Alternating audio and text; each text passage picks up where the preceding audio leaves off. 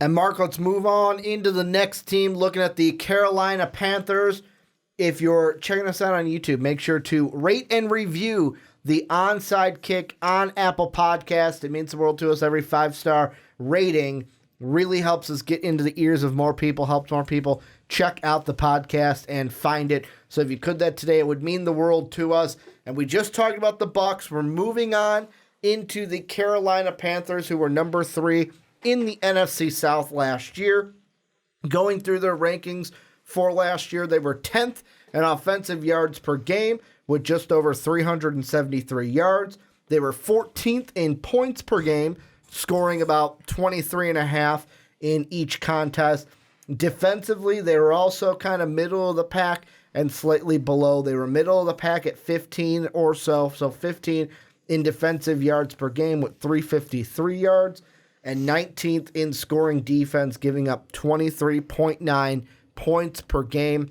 The big thing offensively or the big thing in free agency, I should say, is really nothing. I mean, yeah, they bring in Chris Hogan to a 1-year deal. Bruce Irving signing a 1-year deal. They also re-signed Darrell Williams and signed Matt Paradis. I hope I said that name right. Paradis, the center, to a 3-year deal. So, to me, not much noise being made. Like, yeah, I know Bruce Irvins is a big name. Chris Hogan did a lot in New England, but to me, the draft is where they really made some interesting moves. Brian Burns coming in with their first pick. Greg Little in the second round. They bring in Will Grier, although they have Cam Newton. The thing I'm going to ask you to kind of start this Panther preview is, what should the expectations be for the Panthers in 2019? Because really, besides, to me, the rookies that they brought in, especially with those first 2 picks, not much is sending shockwaves through this team or through this roster. Well, here's the hard thing about this whole process with the Claw Up Panthers is what is going to happen with Cam Newton? Because he's hurt. He had to have surgery on his shoulder. He says it's going well. It feels good. You know, it feels like he's got full motion, but he obviously hasn't been cleared to do anything really too much yet. And at least as far as I know, I don't think he's been cleared, but I haven't heard anything in a little bit. The plan is that he will be on basically a pitch count. And you just drafted a guy like Will Grier, who I assume maybe will play if he needs to. I don't know who your other really quarterback options are. Not because I don't see their names in front of me, just because of the fact that I've never really even heard of these guys before. So it's going to be very interesting. If Cam Newton isn't ready to go out week 1 and play 100%, that's going to be scary, especially when you look at who's the last guy who didn't, well, I shouldn't say that. Who's another notable guy who hurt his shoulder, came back a little too early, really messed things up, and then had to miss basically a whole year? Andrew Luck. You do not want to have an Andrew Luck situation where the guy goes out there when he's not ready, kind of rushed out there, didn't take the time to heal himself. And I'm not saying that about Cam Newton. I'm just saying when I read that he says, I feel like the rehab's going great. I feel like I got my full motion. He himself says, but getting cleared is a different process. It's just one of those things where I'm like, just because of the Andrew Luck situation, I get nervous and say, hey, take your time. No need to rush back too early because you don't want to mess this up more. Yeah, and I mean, right now I'm looking at, this is an article from Pro Football Talk from earlier today as we're recording this on the 18th, and it basically says that Ron Rivera, Cam Newton's timing with receivers a work in progress, where it goes in to say the Panthers cleared one hurdle with QB Cam Newton as the offseason program came to an end when they had him on the field throwing passes during minicamp. Newton spent much of the offseason rehabbing after shoulder surgery and focusing on tweaks in his mechanics that are designed to avoid further mechanical issues. So those throws represented a big step for Newton. There are others to take once the team gets into training camp. So kind of like what you're saying. He's out there in minicamp throwing to receivers, working on it's a more compact motion that he's going to have. But it's not real But he's not yet. cleared. He's not cleared to play. We'll see what happens in training camp. And the thing that I wonder, and to me, I kind of see this as yes, that's why they did this. But I'll ask you, I feel like the Panthers knew that this could be an issue for this year. And that's why they drafted a guy like Will Grier, who we kind of talked about where would he go in the draft? He's an older quarterback. Like him for the maturity, but he might be a little small for the position. Might not have the arm style and the accuracy that you want for the position. Is that why they drafted him when they did in the, third round I think they got him in? I think... Could he be the possible backup to Cam Newton if Cam doesn't play this year? Well, I think that's why he's there, is to be the backup. Yeah, they got him in the third round. I wonder about Will Grier if it's just one of those stabs of like, let's just draft a quarterback here and see what happens. Maybe he'll be good and we can trade him. Maybe we'll use him. Cam Newton's 31 right now, so it's not like he's young, which is very strange to think about Cam Newton becoming a older quarterback. But the thing about Cam was having probably his best or second best year. Yeah. I mean, that 2015 year was amazing. There's no getting around that. But this was probably going to be one of his best games if he played 2 more games.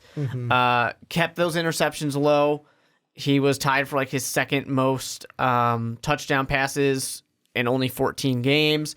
He was on track to have probably his second best or right around second best passing yardage. Completion was the highest it had ever been. He was being dangerous on the ground like he always is, but not necessarily being reckless on the ground, which is interesting because he still got hurt. So there was a lot to really love about Cam Newton last year, and we talk about them being the third best team in their division, but they were a 7-9 team last year. It's not like they were an absolutely abysmal failure of a team. 2 wins, and they're possibly in the playoffs. Exactly. Because the Eagles were 9-7. They could have been easily the team that the Bears said, welcome to the playoffs, instead of the Eagles.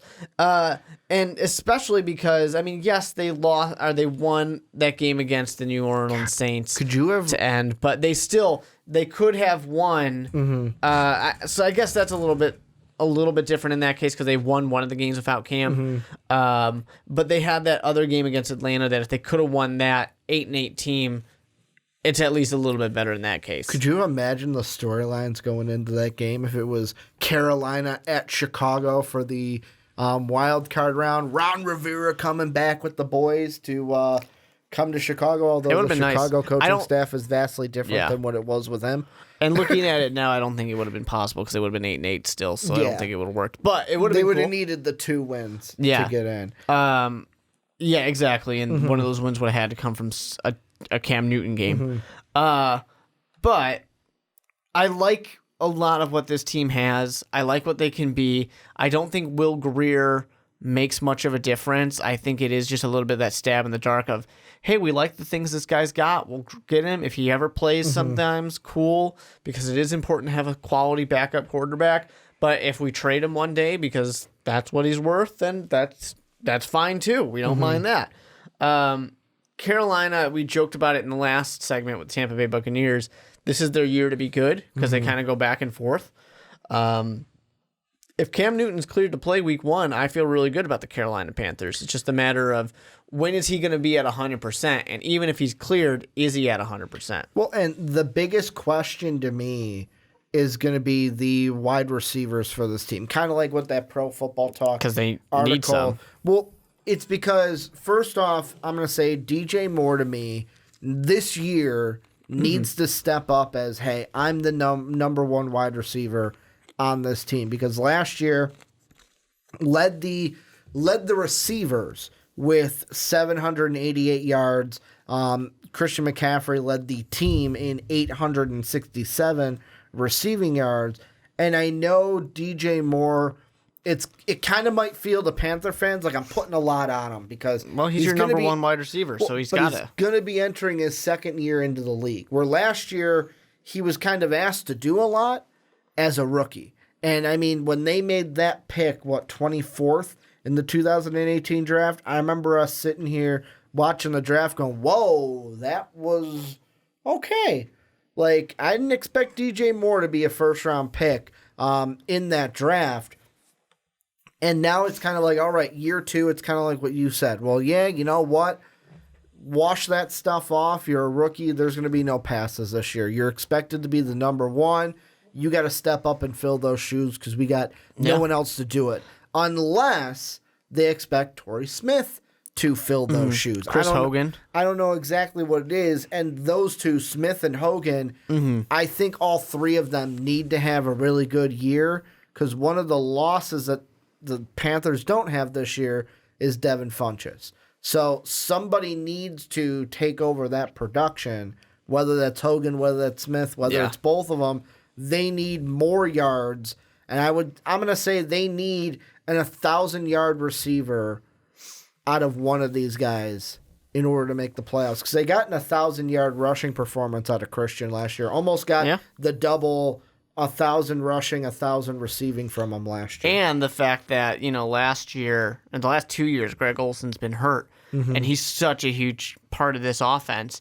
So if they can have him be healthy, that's great. But if he's not, because he's up there in age quite a bit, they do need guys like Hogan and Torrey Smith and DJ Moore to kind of step up. But the interesting thing to me when I look at this is, yes, DJ Moore's supposed to be your number 1, but like Wright, Hogan, Smith, to me it's just very much a collection of kind of guys who are like receiver by committee almost. Yeah, they've had moments where they've flashed, but they haven't had the consistency that you're really hoping for.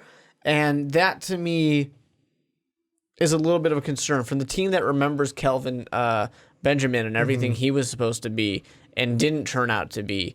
A team that's been trying to figure out the wide receiver situation since saying, see ya, Steve Smith, which always seems like a mistake.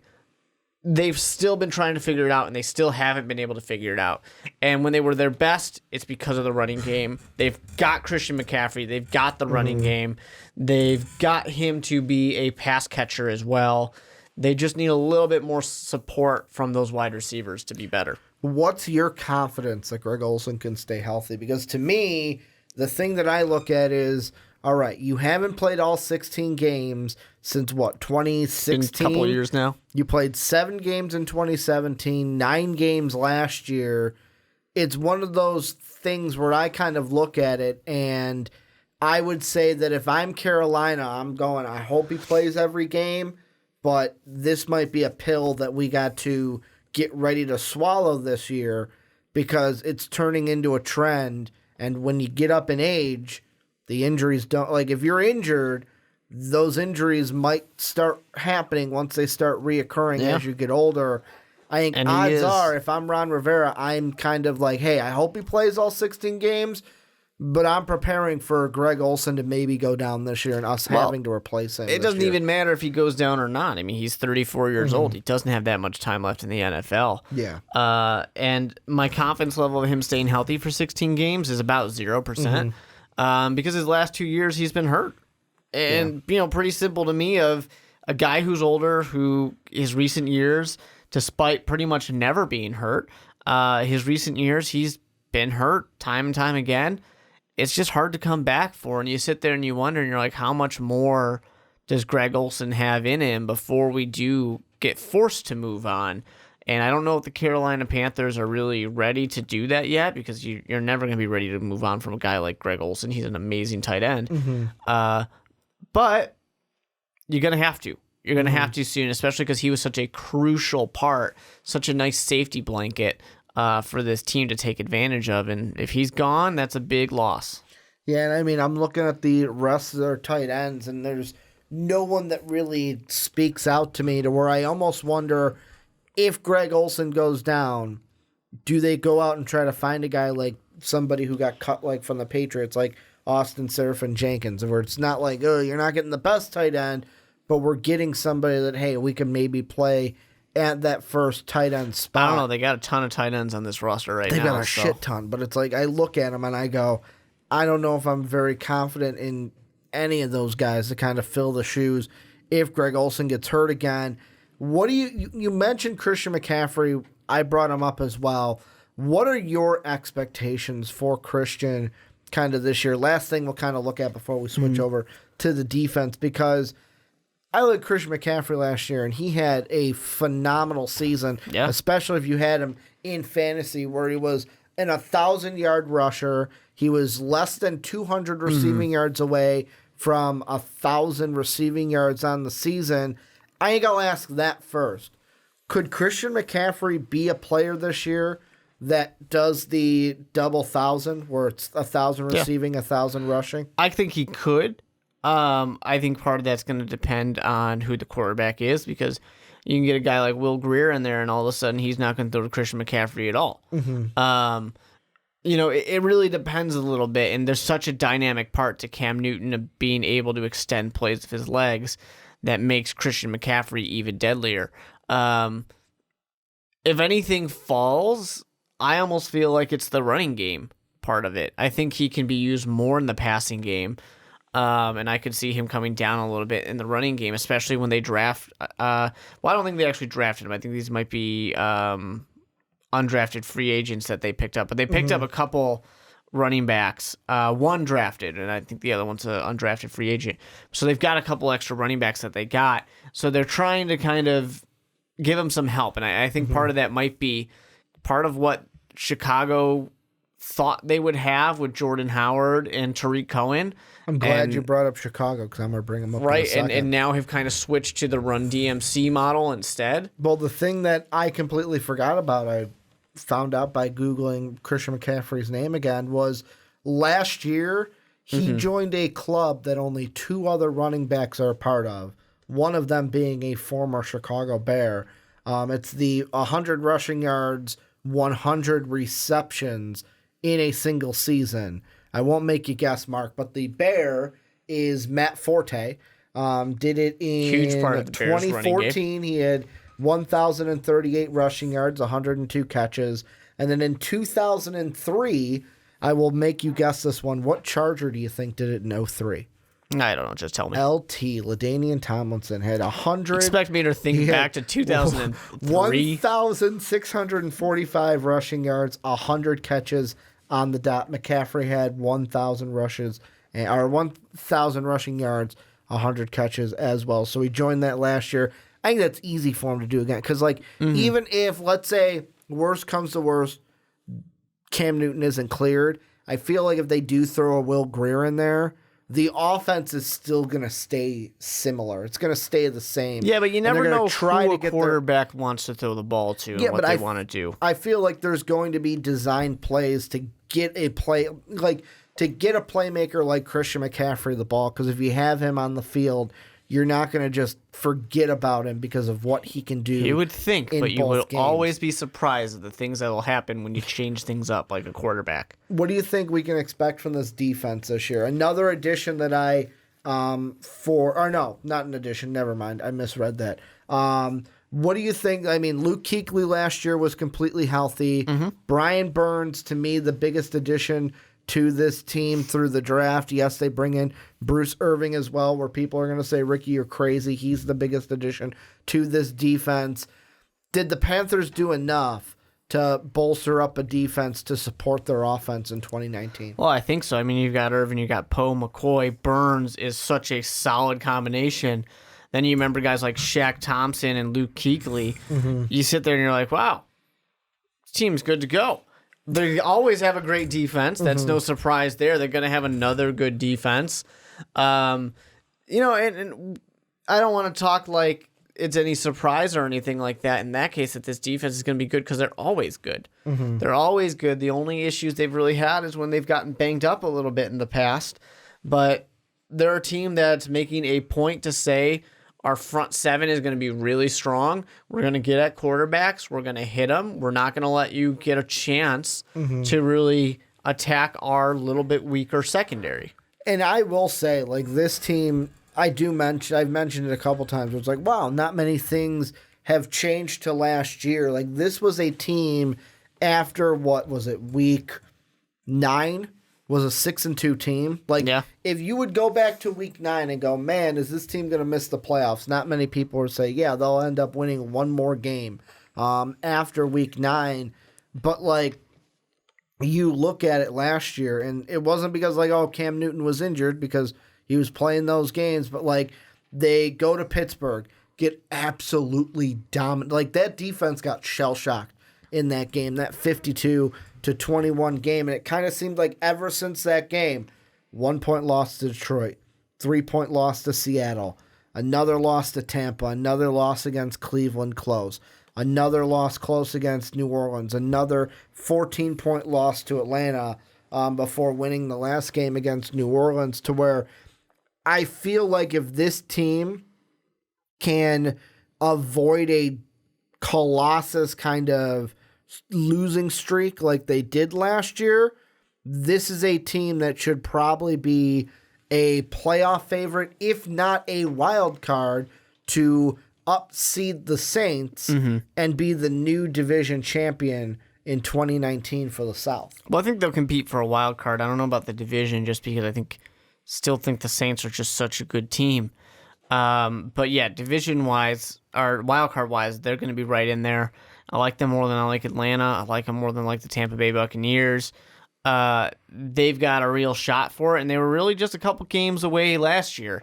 A 9-7 team could have gotten in there if they just made, flipped a Detroit game, flipped the Seattle Seahawks, or the Cleveland Browns. Some of these games that were just a one-possession game, that would have made a big difference for the team. And there was a few of these games where you just look at it and the running game kind of got stopped, and that really caused some issues for the Panthers because they're a team that wants to run the ball.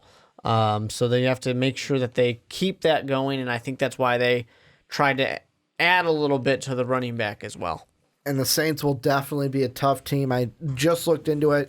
Saints have been NFC South champs the last 2 years. Panthers have not won the division crown since 2015, where that was their third straight year. 2013, 14, 15. They were 15-1 that 15 year. That was when they went to the Super Bowl and lost to the Denver Broncos, which we all remember because of Cam Newton and his post-game kind of fall from that. But this is a team, like, defensively, I think they'll be fine. Offensively, to me, all the questions are three things: Cam Newton, Greg Olsen, and then that receiving core. Looking at the schedule of this team to wrap things up with the Panthers, we know what schedule they're going to look like. The AFC South, NFC West, their own division in the NFC South, and then two intermittent. They've got Green Bay from the north, and then they have, Washington from the NFC East. What are your thoughts with the calendar and the schedule for the Carolina Claw Panthers? I mean, none of these schedules are going to be easy. Carolina has a little bit of an advantage, I think, to some of it. I like getting that they get to play the Rams early because the Rams are, you hope, still going to suffer from that Super Bowl hangover from that big embarrassing loss. And if you can capitalize on that early, then go play the Buccaneers and the Cardinals, you're rolling into a really challenging game against the Houston Texans. While they'll probably still be healthy at Houston, if you can ride that momentum to help you out to win that game, that's going to be huge. So it's going to be a little bit of a tough one, and especially when you look all the way down to the end, Week 17, playing the Saints, quite possibly could be a game for the division. That's going to be a huge one right there. That's one where you say, I know it says 12 p.m. right now, but you can flex it already almost. I expect that one. If the Carolina Panthers are good this year, that's going to be a huge game. Remember how we are with early flexes in June. Remember, I flexed that Bear-Viking game last year when we did these. I was almost right because that was supposed to be a really good game, but it was not flexed. It was a really good game, I think. Into that 7 p.m. slot.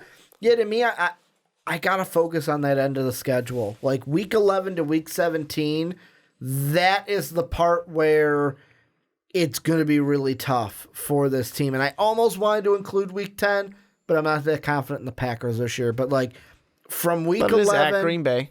But from week 11 to week 17, 2 games against Atlanta, 2 games against New Orleans. You get Seattle, the comforting thing that it's in Carolina, not in Seattle. But you got to go to Indy. That should be tough. Really, to me, the easiest game out of all these is that one almost smack dab in the middle, that Washington, because you'll probably have a rookie quarterback in that one. Don't expect Alex Smith to start this year for the Washington Redskins. Or ever again for the Washington Redskins. They drafted a quarterback. It just, to me, I wonder what it's going to be like. First off, I wonder what the record is going to be, because by week 9 last year, week 10, let's say, this team was 6-3, which was pretty good record.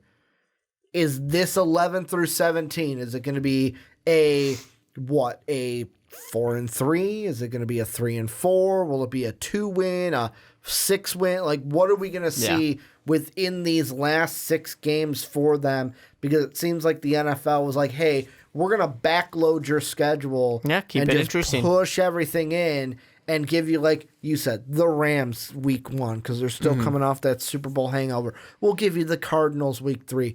Both of your Buccaneer games before the bye. Oh, and one of them, the away game that you would play in Tampa. That's going to be in London. Oh, we'll give you Houston and Jacksonville. Those will be probably your toughest games along with the Rams before the bye, to where if they can take care of business the first 10 weeks of the season, first 9 games of the year, then it's just, okay, let's get to work 11 through 17. The real test. And if they can win those games, this could be a playoff team coming up in 2019. But any final thoughts about the Panthers before we move on? Claw up. Well, this is where you guys come in. Panther fans, let us know what you guys think down below. Are you clawing up like the Mark Weber? What are you thinking about your team? Playoff team, not a playoff team, tough year, not a tough year? Let us know what you guys think down below in that comment section.